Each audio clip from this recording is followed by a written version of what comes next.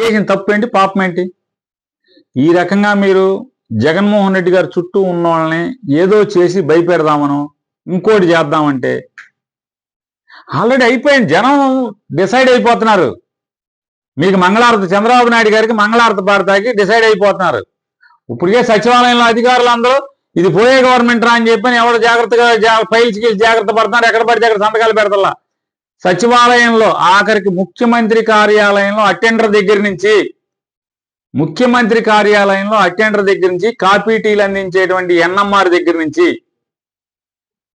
Principal secretary దాకా అందరూ, chief secretary దాకా అందరికి అర్థమైపోతుంది ఇది పోయే ప్రభుత్వం. దీనికి మంగళారతి పాడేస్తున్నారు, జనం రెడీగా అయిపోయారని చెప్పని 3 ఏళ్ల ముందే అర్థమైపోతే మీరేంటి డీజీపీ గారు? మీ పాతది అసలు కృష్ణా జిల్లా ఎస్పీగా ఉన్నప్పుడు ఎట్లాంటి ఉద్యోగం చేశారు? ఎంత మొగోడు ఉద్యోగం చేశారు? ఇవాళ ఏంటిది? మీ ఏలుబడిలో ఇంత అసహ్యంగా, ఇంత ఘోరంగా పోలీసు వ్యవహరిస్తుంటే తీసుకెళ్లి కొట్టడం, టీడీపీ వాళ్ళని మంచి చేసుకోవడం, వాళ్ళ కళ్ళల్లో ఆనందం కోసం, టీడీపీ వాళ్ళ కళ్ళల్లో ఆనందం కోసం పోలీసు వ్యవస్థ అంతా ఈ రకంగా దిగజారిపోతుంటే ఎందుకు మీరు అసలు ఊరుకుంటున్నారు? పాత గుప్తా గారు ఏమైపోయాడు? బయటికి రాడాయిక? ఇక రిటైర్ అయ్యేదాకా బయటికి రాడా పాత గుప్తా గారు? ధర్మంగా ఉద్యోగం చేయించరా పోలీసులతో? ఇది ఎక్కడ గోలండి ఇది?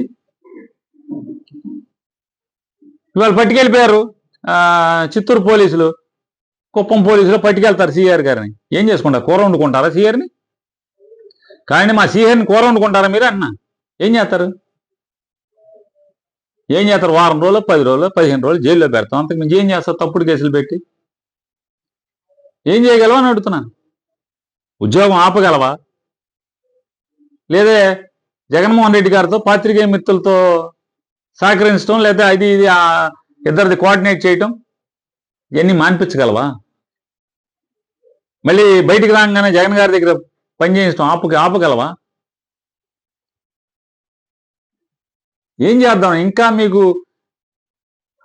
పోలీస్ వ్యవస్థలో ఉన్నటువంటి కొంతమందికి ఇంకా మార్పు రాకపోతే, ఇంకా అన్యాయంగా మీరు వేసుకున్న కాకి యూనిఫామ్ని విలువలు దిగజార్చే స్థితిలో మీరు అందరూ కూడా ఇంకా ఉద్యోగాలు చేస్తుంటే, నేను అడుగుతున్నా, శ్రీహరి నిజంగానే తప్పు చేశాడు, మీడియా ప్రెస్ మీట్ పెట్టి, మీడియా సమావేశం పెట్టి శ్రీహరి ఇంటి దగ్గరే ఏం తప్పు చేశాడో చెప్పి తీసుకెళ్ళచ్చు కదా? మీ దగ్గర ఎఫ్ఐఆర్ కాపీ ఉందా? చూపించండి. చూపించి శంషేర్గా తీసుకెళ్ళచ్చు కదా? మొగోడరా గుప్తా గారు, డీజీపీ గారు, పోలీసు భలే పనిచేస్తున్నాడు పోలీసుతో. శంషేర్గా మొగోళ్ళగా ఇదిగో ఎఫ్ఐఆర్, శ్రీహరి నేరం చేశాడు, అందుకని మేము తీసుకెళ్తున్నామని చెప్పని మీడియా సమక్షంలో తీసుకెళ్ళాలి కదా? ఎందుకు తీసుకెళ్ళరని? దొంగతనంగా ఎత్తుకుపోతాం ఎందుకు? చెప్పాలి కదా? కంప్యూటర్లు తీసుకెళ్ళి, ఫోన్లు తీసుకెళ్తే ఏం చేసుకుంటారని?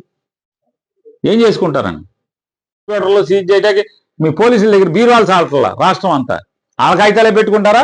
వైసీపీ వాళ్ళందరూ సామాన్లన్నీ దాచుకుంటారా? ఎన్నాళ్ళు దాచుకుంటారు? ఏం చేస్తారు? నాకు ఎవరిని భయపెడదాం అనుకుంటున్నారు? జగన్తో తిరిగి వాళ్ళని భయపెడతారేంటి? లోకేష్కి ఒకటికైనా తెలిసండి విద్య మొత్తం అది పద్ధతి కాదని ఇప్పటి వరకు ఎవడు కూడా తప్పుడు పోలా ప్రభుత్వాల్లో. ఇవన్నీ ఎర్రబుక్కు పాలన పేరుతో ఇంత పోలీసుని అడ్డగోలుగా వాడుకుంటే, ఇంతవరకు చరిత్రలో భారతదేశ వ్యాప్తంగా పోలీసుని రాజకీయ కక్షల కోసం అడ్డగోలుగా వాడుకున్నాడు బట్టి కట్టలే చంద్రబాబు నాయుడు గారు. 40 ఏళ్ల ఇండస్ట్రీ, 50 ఏళ్ల ఇండస్ట్రీ అనగానే సరికాదు, నీతులు చెప్పంగానే సరికాదు.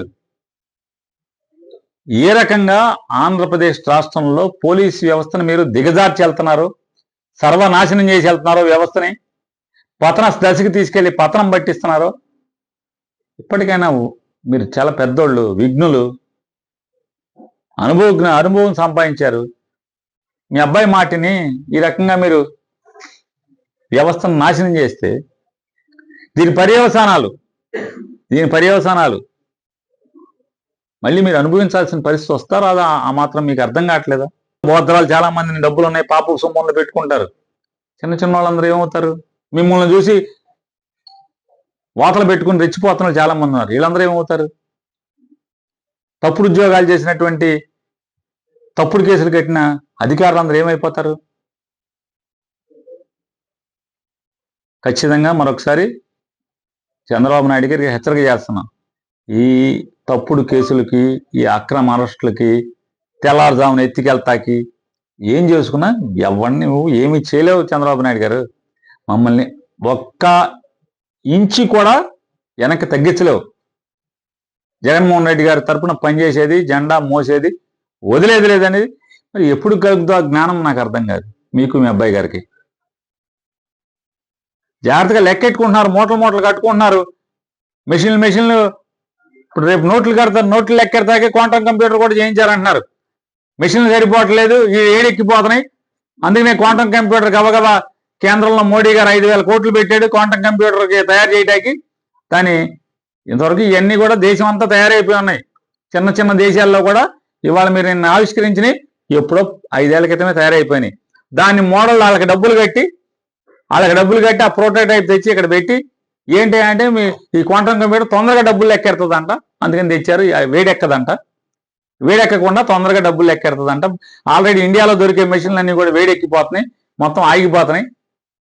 ఫారెన్ నుంచి కూడా తెచ్చారంట డబ్బులు లెక్కెడతాకి, అవి కూడా ఏడెక్కిపోతున్నాయి. ఈ క్వాంటమ్ కంప్యూటర్ అయితే గబగబా బాగా ఫాస్ట్గా ఎంతసేపు అది ఊరిని అట్ట పెట్టంగానే అసలు మామూలుగా గోన్ సంచి మూట తిట్టేయంగానే తప్పని మొత్తం లెక్కెట్టేస్తుందంట, వేడెక్కదంట, చల్లగా ఉంటుందంట. ఈ తప్పుడు కేసులు కట్టిపెట్టమని చెప్పని చంద్రబాబు నాయుడు గారికి హెచ్చరిక చేస్తూ, ఈ తప్పుడు పనులు మానుకోమని చెప్పని లోకేష్ నాయుడికి హితవు చెప్తూ, డీజీపీ గారు మీ పాత పోలీసుని బయటికి తీయండి సార్.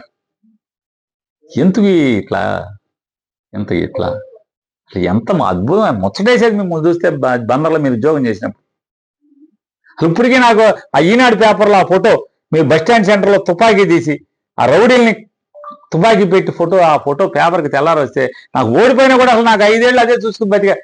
శంషార్ గుప్తా, హరీష్ కుమార్ గుప్తా ఆ ఫోటో చూసి, ఈనాడులో వచ్చిన ఫోటో చూసి తీయండి సార్, రండి సార్, బయటికి రండి సార్, పాత ఎస్పీని తీయండి గుప్తా గారు. రేణుకా చౌదరి గారు వైసీపీ కుక్కలు ఎన్ని మరిగినా అమరావతి ఆగదు, అమరావతిని ఆపలేరు అని. అసలు నేనేది ఏంటంటే పసుపు రక్తం ప్రవహిస్తున్నటువంటి ఎన్ని సంస్కారాలు నేను మృగాలు వాగినా ఎవడో వైసీపీ వాడు ఆపాల్సిన పని లేదు, వైసీపీ కుక్కలు ఆపాల్సిన పని లేదు. రేపు మామూలుగా 30 రోజులు, నెల రోజులు దాటితే 4 చినుకులు పడితే అది ఆగిపోద్ది అమరావతి. తల్లి అమ్మా, వైసీపీ కుక్కలా పక్కలా రేపు ఇంకో 30 రోజులు దాటితే 4 చినుకులు పడితే అది ఆగిపోద్ది. మాజీ ముఖ్యమంత్రి వైఎస్ఆర్ కాంగ్రెస్ పార్టీ అధ్యక్షులు జగన్మోహన్ రెడ్డి గారి యొక్క మీడియా జనరల్ సెక్రటరీగా ఉన్నటువంటి, మీడియాని కోఆర్డినేట్ చేస్తున్నటువంటి రాష్ట్ర ప్రధాన కార్యదర్శి, వైఎస్ఆర్ కాంగ్రెస్ పార్టీ రాష్ట్ర ప్రధాన కార్యదర్శి శ్రీహరి గారిని ఇవాళ ఎంత దుర్మార్గం అంటే, ఈ రాష్ట్రంలో ఉన్నటువంటి చంద్రబాబు ప్రభుత్వం సూర్యుడు ఉదయించక ముందే, చీకటి తెల్లారక ముందే ఇంటి మీద పడి ఏదో ఒక నక్సలైట్ హిడ్మా గారిని ఎట్టయితే ఎత్తుకొస్తారో ఒక నక్సలైట్ని దాడి చేసినట్టు, లేదా దేశంలో అన్ని చోట్ల బాంబులు పెడితే ఎట్టా ఎత్తుకెళ్తారో ఆ రకంగా వచ్చి ఇల్లంతా మొత్తం ఇంట్లో ఉన్న సామాన్లు, ఫోన్లు, ఎలక్ట్రానిక్ వస్తువులు అన్నీ కూడా అతన్ని బర్బరా ఈడ్చుకుని పట్టుకుపోవటం అనేది ఏం నేరం చేశాడండి చంద్రబాబు నాయుడు గారు? ఏం నేరం చేశారు? ఎందుకు ఆ రకంగా ఒక విలేకరి వృత్తిలోంచి ఎదిగి పైకొచ్చి ఇవాళ జగన్మోహన్ రెడ్డి గారికి ముఖ్యమంత్రిగా ఉన్న అప్పుడు కానీ ఇప్పుడు కానీ మీడియా కోఆర్డినేషన్ చేస్తూ రాష్ట్ర మా పార్టీలో జనరల్ సెక్రటరీగా ఉన్నాడు, ఏం చేశాడు? నిజంగా మీకు అంత సాహసమే ఉంటే కనుక మీ ప్రభుత్వానికి, మీరు చేసేది ధర్మంగా, నీతిగా, చట్టబద్ధమైన చర్య అయితే మీరు తాపీగా ఇంటికి వచ్చి మీడియాని పిలిచి ఈయన ఇక్కడెక్కడ బాంబులు పెట్టాడు, ఇక్కడిక్కడ మొత్తం రాష్ట్రంగా దేశం అంతా బాంబులు పెట్టాడు, అందుకని ఇతను తీసుకెళ్తున్నాం. లేదా ఇతను చాలా స్లీపర్ సెల్స్ని తయారు చేస్తున్నాడు, లేదా ఈ పలానా చోట ఇంతమందిని గ్రే హౌండ్స్ వాళ్ళని లేపేశాడు, ఇట్లాంటి చరిత్ర ఉంది. ఏం దేనికోసం? ఏం మర్డర్లు చేశాడు, ఏం నేరం చేశాడు?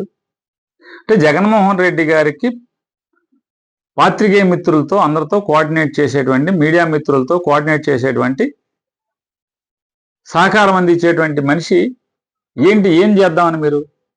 ఏం భయపెడదామని? మీలో నిజాయితీ ఉంటే చంద్రబాబు నాయుడు గారు, మీరు ధర్మబద్ధమైన పాలన చేస్తే ఈ తప్పుడు చర్యలు ఎందుకని అడుగుతున్నాను. ఈ తప్పుడు చర్యలు ఎందుకు? సోషల్ మీడియా అని చెప్పి ఎవరో చెప్తున్నారు. వచ్చిన పోలీసులను ఎవరో అడిగితే పాత్రికేయ మిత్రులు, సోషల్ మీడియా కేసు మీద తీసుకెళ్తున్నామలే,